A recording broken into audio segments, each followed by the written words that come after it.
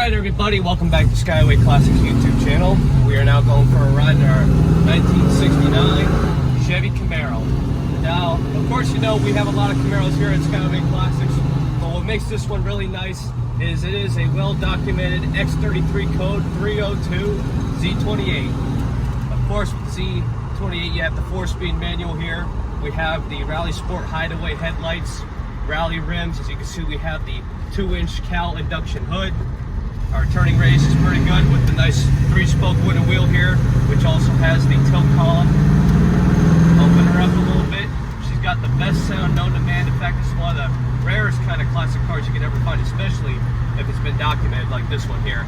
Another thing I'd like to add, since it is an RS, you also have the 4 low gauges in the console to tell you your battery, gas, temp, etc. Just something to make this car a little bit better. But other than that, she's one of a kind, especially with the black and white. That really gives you the man's machine. But for now, we're going to get it turned around and up on the lift. Please stay tuned to see the underneath.